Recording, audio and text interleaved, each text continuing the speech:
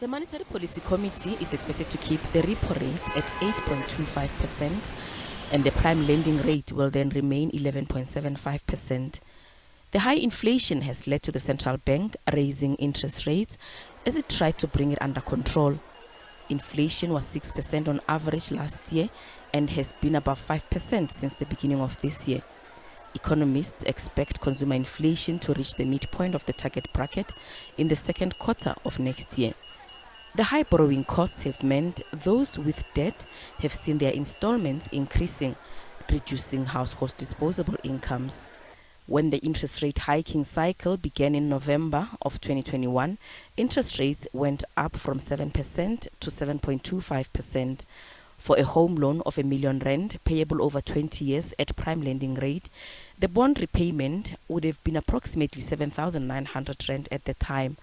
With the hikes in interest rates since then, bond repayments would have increased to just over 10,800 rand currently. We've definitely seen consumers feeling a lot of pressure.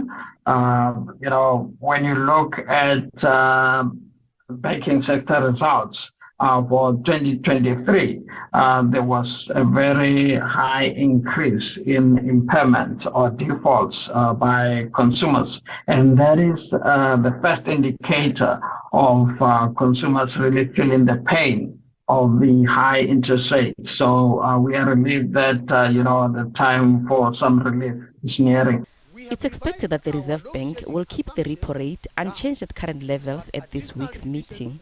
We don't expect any change by the MPC on Thursday.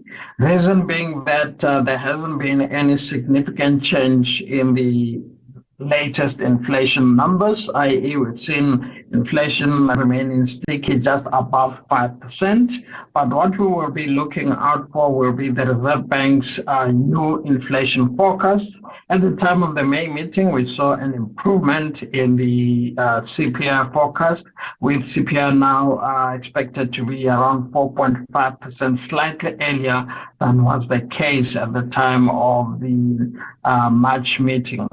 With the slightly stronger rand compared to its level at the time of the May meeting, we do expect a slight movement in the Reserve Bank's forecast. Mateo says conditions will likely be more supportive of a monetary policy easing towards the end of the third quarter of this year. He says there is an expectation of an interest rate cut of 0.25% in September, followed by another cut in November. Flores Sefako Musi, SABC News, Johannesburg.